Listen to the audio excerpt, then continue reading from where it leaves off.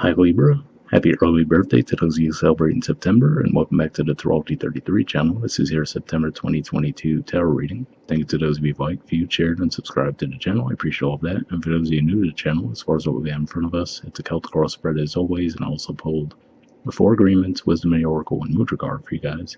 We're actually going to start the reading off by rolling those astrology dice we have in front of us to get an idea of where your focus should be as far as that goes. Alright, so we have the South Node, and the South Node is actually in Scorpio, which is your second house of possession, self-worth, finances. We have Leo, which is actually your 11th house of friendships, groups, hopes, and wishes. And we're pretty much wrapping up the Leo season at the time recording this. And we have 8. So 8th house energy for you guys is Taurus. Plenty of energy going on there as far as Uranus, the North Node.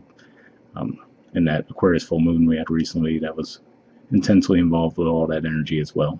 So yeah, definitely could be some energy around investments, death, rebirth, taxes, intimacy. All right, so with all that out of the way, we'll get started with the main spread. In the main situation position, we have the Seven of Swords, and then challenging that, we have the Chariot and the Seven of Pentacles.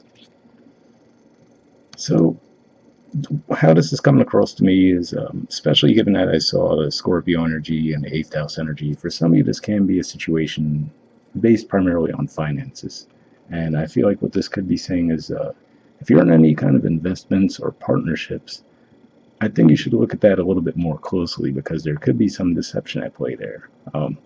Super generic example, you are in what you believe to be a 50-50 partnership, right? But the person that you're in partnership with might be taking more than their fair share and not being upfront about that, right?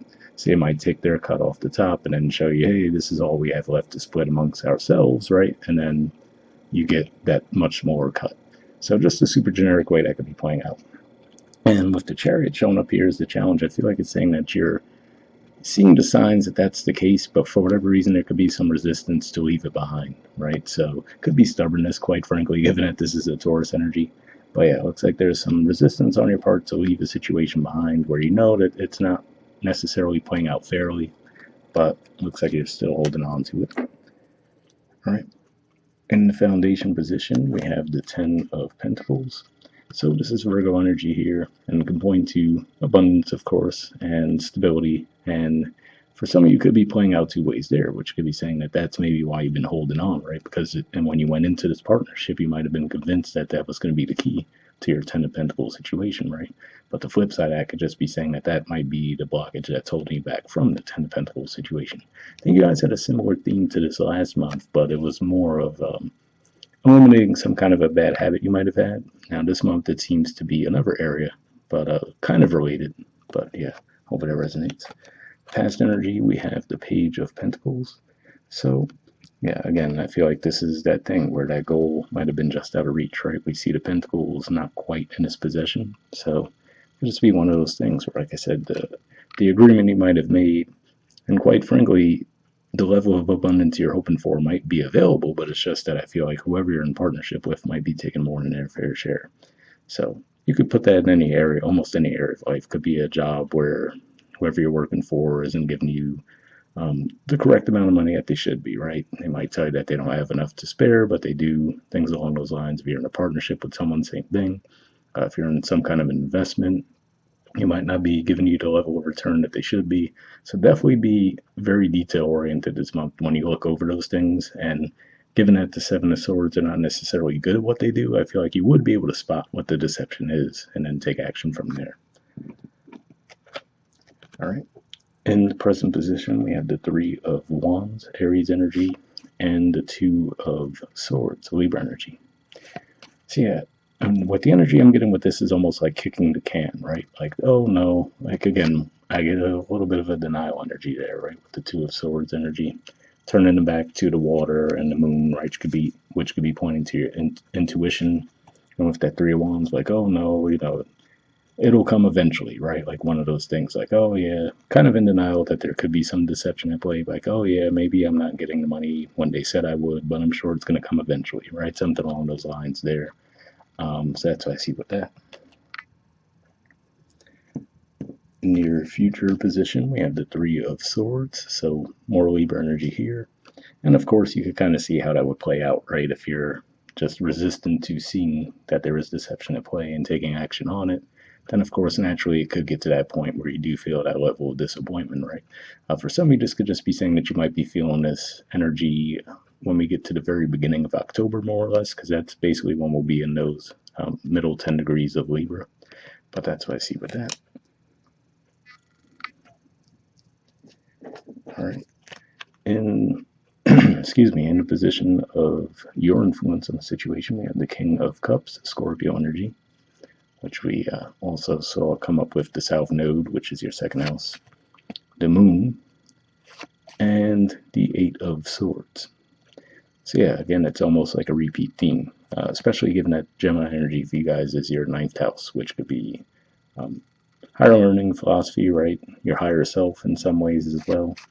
And with this Scorpio energy here, which for you guys is second house, I'm getting, and again, like an energy of stubbornness, right? Like, okay, yeah, maybe there's some deception at play, right? But we see not even wanting to look at it, right? And then with the Eight of Swords, not wanting to move. So, I mean, there's plenty of reasons this could be the case, right? So a super generic example, maybe it's because it's someone you've known for so long that you're in this partnership with that the last thing you want to think is that they would be deceptive toward you, right? So there could be a little bit denial there, like, oh, no way, it would never be this person. And again, like I said, I'm not saying go around accusing people of things, because I do feel that if you really do look at these things in detail, you'll be able to see it, so I don't think you're going to have to go blindly accusing everyone close to you of deceiving you, but more of if you actually were to take the blindfold off, right, and really look at things with a little bit more detail, you will be able to see what's at play. All right, and the environment position, we have the Ace of Cups. So this could just be saying that there will be a new opportunity waiting for you once you do clear this dust, right, from the old situation. And of course, with the ace energy, I always point out that we see the hand reaching out from the cloud, which to me represents an idea of something versus actually taking action. And we also see the neutrality of the gray background, right, which to me would say there would still need to be action on your part, but there is at least some opportunity at play there. All right, in the hopes or fears position, we have the Six of Pentacles. So yeah, I would assume naturally this is a hope for you guys, right? Where you hope that everyone that you deal with would be on the up and up, right? They would bring fairness to a situation. They wouldn't take more than their fair share. So I feel like, again, like I said, unfortunately, I do hate to say that could be what it is. It's just someone that you might have known for a long time. So it's the struggle with getting over the fact that they would do something like that. All right, and in the outcome position, we have the King of Pentacles.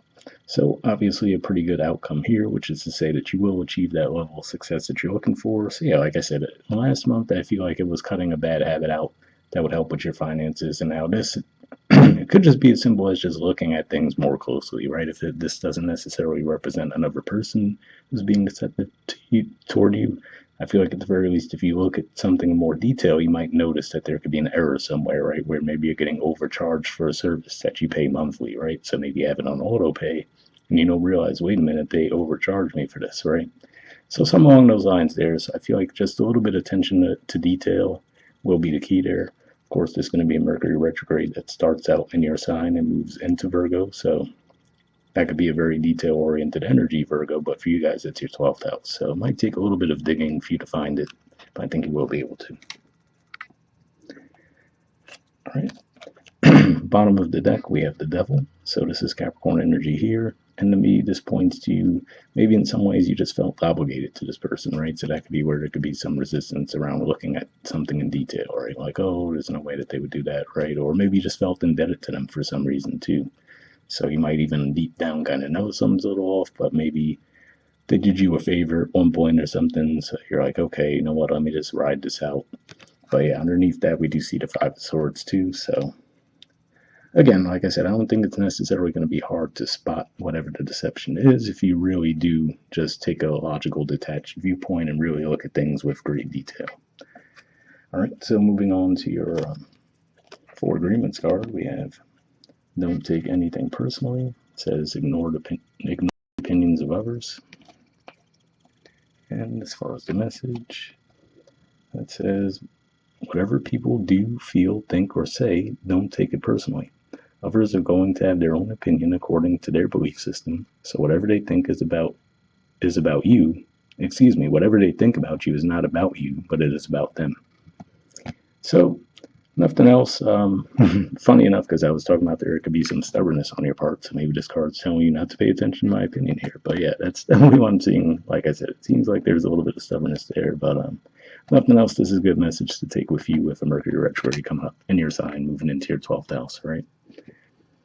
All right, and the Wisdom of the Oracle card we have is Happy Happy. There's the artwork, and the number is 26. All right, let's see what it says. Okay, it says joy and contentment, a sense of fulfillment, a feeling that all is well. The Oracle's message, your desires are effortlessly fulfilled now. Find joy in the present moment, whatever is happening, and be satisfied with things as they are. You're free from the shackles of longing and able to experience the liberation that comes from actually being happy moment to moment, for you have chosen happiness over yearning for it. Now is the time for feeling joy for the sake of joy and experiencing contentment. None of this is because of something outside of yourself. Your happiness is a result of your being at one with Spirit's plan for your life. All is well. The tide is in for now. Enjoy playfully splashing in it. So yeah, definitely a pretty positive message there. If nothing else, like I said, that probably means that Three of Swords energy would be pretty short-lived, right? And especially given that we do see that positive energy with the King of Pentacles in the outcome. All right, the relationship message says there are moments in a relationship when you just feel good about whom you're with, and you know that your heart is wide open to befriend, to love, and to care for another without wanting anything in return. This is the kind of happy that you just want to share. The appearance of this card in a reading tells you that joy and contentment are here now, not somewhere else or off in the future. The grass is greenest right where you stand. Be grateful and delightful in your relationship. And if you're seeking one, be happy now. Happiness attracts more of itself, like bees to honey. So yeah, definitely a positive message there as well. This didn't seem like much of a romantic connection, to be fair, but hopefully that resonates for you guys either way, because it's a pretty good message. And the prosperity message says this is a time to take pride in your accomplishments. You're doing good work, providing exceptional service, and are well compensated for it. The world rains gratitude upon you, and you're happy with the results of your efforts and creativity. Isn't it amazing to consider all that you've done? Remember your partnership with Spirit in this moment, too. Your soul has always known you could accomplish anything if it brought you joy. So yeah, again, pretty positive message there. And quite frankly, it does seem like a little bit of contrast to the main spread as far as, like I said, it looks like there's some deception at play. But maybe that'll just be, once you clear that deception out, you'll see the improvement there. So hope that resonates with you. And lastly, we have a Mudra card. So this is your Mudra here. It's the Kangula Mudra, and the keyword for it is potential. Let's see if we get everything in the frame. All right, let's try. Yeah, there we go. All right, so under benefits, it says improves digestion and assimilation, activates hidden talents and gifts, awakens somatic intuition, gut feeling, harmonizes human biorhythms with the rhythm and cycles of the natural world. So if that sounds like a Mudra you think would be beneficial for you guys, I'll put the name in the description of the video. As always, I'll wrap up there. Once again, happy early birthday to those of you who celebrate in September, and I'll see you guys next month. All right, bye.